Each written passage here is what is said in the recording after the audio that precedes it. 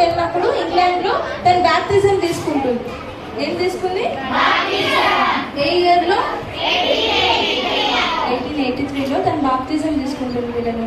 అక్కడ నుండి తను అస్సాంలో ఎన్ని ఇయర్స్ చదువుకుంది? 4 years చదువుకుంది.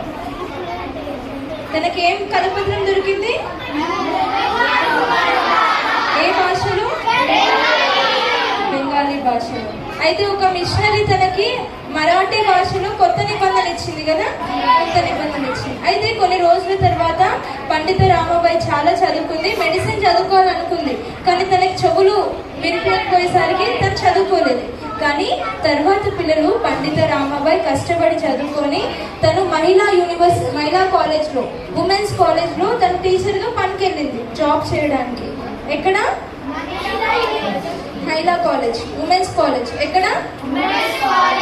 ఉమెన్స్ కాలేజ్లో తన టీచర్గా వెళ్ళి వాళ్ళకి సంస్కృతం, ఇంగ్లీష్ ఇవన్నీ కూడా నేర్పించి టీచర్గా జాబ్ చేస్తుంది. ఓకేనా? వింటున్నారా? మీరు వింటలేదు, నన్ను చూస్తలేదు. ఇటు వినాలి. మీరు అల్లరి చేస్తే మీకు అర్థం కాదు. నేను క్వశ్చన్స్ అడిగితే ఆన్సర్స్ చెప్పలేదు. అక్క దగ్గర అక్క తీసుకు.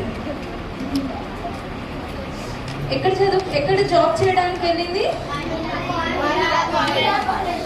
Women's college. ఎక్కడ? అలా తను చదువుకొని ఎక్కువ కూడా తనకి హస్బెండ్ లేడు కదా, పిల్లలు వితంతువులకు విధవరాల పట్ల తను చాలా ప్రేమ చూపించేది. ఎవరు? పండిత రామాబాయి. ఆడపిల్లల కోసం, ఆడపిల్లల చదువు కొరకు తను చాలా ఫైట్ చేసింది. దేని కొరకు ఫైట్ చేసింది? అప్పటి కాలంలో చైల్డ్ మ్యారేజెస్ జరిగేటివి. ఏం జరిగేటివి? అంటే చిన్నప్పుడే పెళ్లి చేసేసేటోళ్ళు. అలానే పండిత రామాబాయి అలా జరగకూడదు, ఆడపిల్లలు చదువుకోవాలి, ఆడపిల్లలకు మంచి భవిష్యత్తు ఇవ్వాలి. అబ్బాయిలే కాదు, ఆడపిల్లలు కూడా సమానంగా చదువుకోవాలి, పని చేయాలి, కష్టపడాలి, నిలబడాలని పండిత రామాబాయి ఆడపిల్లల కోసం మంచి ఫైట్ చేసింది. ఏం చేసింది పిల్లలు? ఫైట్ చేసింది. తను ఎక్కడ జాబ్ చేయడానికి వెళ్ళింది?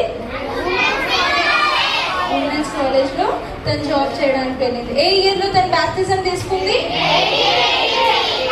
1883లో తను బాప్తిజం తీసుకుంది. తను ఒక పుస్తకం రాసింది. ఆ పుస్తకం పేరు స్త్రీ ధర్మనీతి. పుస్తకం పేరు ఏంటి?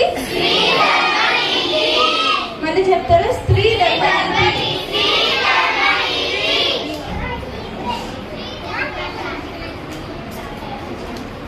స్త్రీ ధర్మనీతి అనే ఒక పుస్తకం కూడా